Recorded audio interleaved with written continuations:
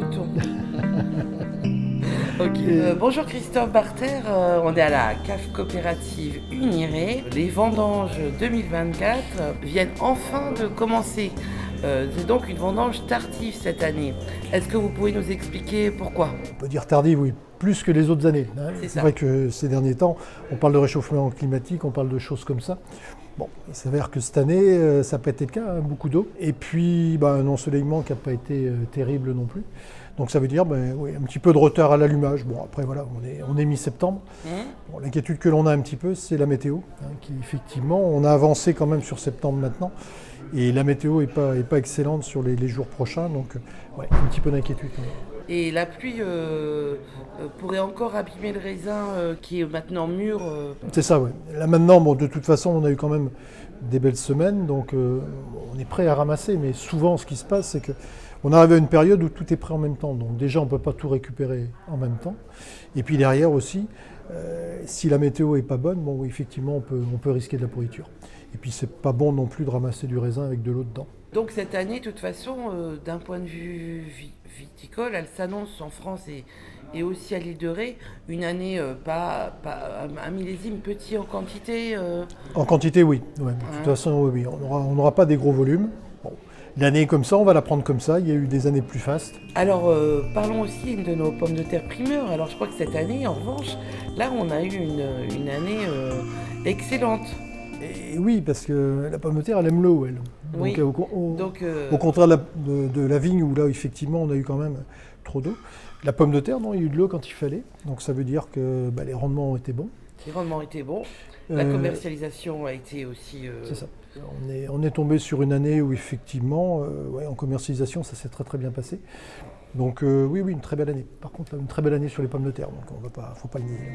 Est-ce qu'aujourd'hui, une coopérative est toujours un outil adapté pour attirer des agriculteurs ? Je sais qu'il y a un souci de renouvellement de génération. L'attractivité de la COP, je pense que ça reste intéressant parce qu'effectivement, le producteur, il vient chez nous. Il est passionné de culture et pour ça, il a que ça à s'occuper. Il ne s'occupe pas de la commercialisation, du packaging, du marketing. Voilà, donc pour lui, c'est un certain confort. Et puis c'est vrai qu'aussi, ce n'est pas la même structure pour lui. Si lui, il a tout ça à s'occuper, ça demande des investissements. Enfin voilà, n'importe qui ne peut pas le faire non plus. Puis travailler en commun, mettre les idées en commun, je trouve que ça, c'est quand même bien. Ouais, je trouve que ce modèle-là, moi, je continuerai à le défendre, ça c'est clair.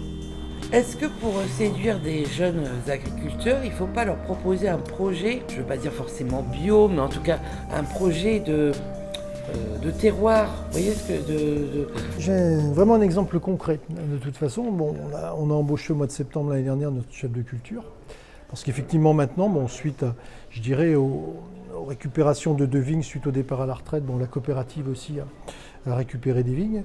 Et comme ça a grandi au niveau de ces vignes-là, il a fallu qu'on mette un chef de culture pour travailler. Qu'est-ce que c'est qu'un chef de culture ? C'est quoi son rôle ? Il est sur le tracteur, il travaille la vigne, en fin de compte, c'est un vigneron. D'accord. Pour nous, c'est chef de culture coopérative, mais c'est un vigneron au même titre que les vignerons de la coopérative. D'accord, il va aller travailler les vignes de tout le monde en fait. Non, il travaille les vignes de la coopérative. Ah d'accord. Voilà, ok. Simplement. Et ça, pour lui, c'est quelqu'un, quand il est arrivé, n'était pas du tout d'ici, puisque c'est un breton. Et le projet l'a séduit en disant, c'est quelqu'un qui voulait s'installer et tout ça. Voilà. Et alors après, effectivement, il faut trouver logement, il y a tout ça aussi. Parce que pour attirer aussi le métier effectivement attractif, oui.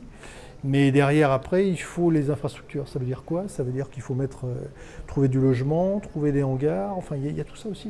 C'est ça qui est compliqué aussi, un petit peu sur l'île de Ré.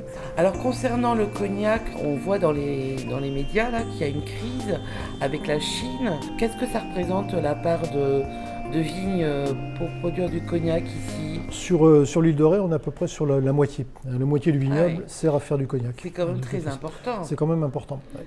Et effectivement, depuis 2 ans, on sent que le commerce n'est pas là, de toute façon. Donc on a du mal à vendre des eaux de vie. Ça vient de cette situation de boycott de la Chine ou Il n'y a pas que ça. Non, il n'y a pas que ça. C'est on a vraiment démarré sur je dirais des problèmes aux États-Unis, où effectivement, on parle de Chine, mais Chine représente simplement 25% du marché. Sur les États-Unis, pardon, on est sur des 2 tiers des ventes quand même. Et là, effectivement, l'après-Covid a été compliqué. C'est-à-dire que je pense que ça a été bien vendu, survendu au moment du Covid, et puis après, derrière, ça c'était vraiment stocké sur place. Et on s'aperçoit que là, voilà, il y a vraiment un gros souci sur les États-Unis. Stratégiquement, c'est compliqué pour une structure comme ici à l'île de Ré. Qu'est-ce qu'on se demande? Qu'est-ce qu'on fait? Déjà, laisser passer, on en a vécu d'autres crises, de toute façon. Bon. Et puis, essayer de trouver des débouchés supplémentaires. Bon, c'est pas toujours facile avec de l'uni blanc. On ne peut plus faire de l'IGP charentais avec de l'uni blanc. Donc maintenant, c'est ça. C'est forcément un cépage qui est destiné au cognac. Maintenant, oui. On peut faire vraiment que du cognac. On fait du pinot aussi avec. Donc effectivement, pourquoi pas faire un petit peu plus de pinot. Puis réfléchir un peu sur des vins mousseux de qualité aussi. À base de nid blanc aussi. Mais c'est vrai que c'est des réflexions qu'on peut avoir pour essayer de trouver des débouchés supplémentaires. Ça ne remplacera jamais ce qu'on peut faire en cognac. Et je dirais la rémunération du cognac, mais de toute façon, il faut trouver des débouchés supplémentaires, parce qu'en cognac, qu'est-ce qui va se passer? On nous réduit les rendements, puisque de toute façon, il y a moins de débouchés. Le fait de réduire les rendements, après, si on vend moins, on stockera. Donc on va stocker. À un moment donné, quand même. La coopérative Rétez, elle travaille avec quelle maison de négoce de cognac? On travaille, on est contractualisé là avec Camus. Depuis plus de 20 ans, on travaille avec Camus sur un contrat.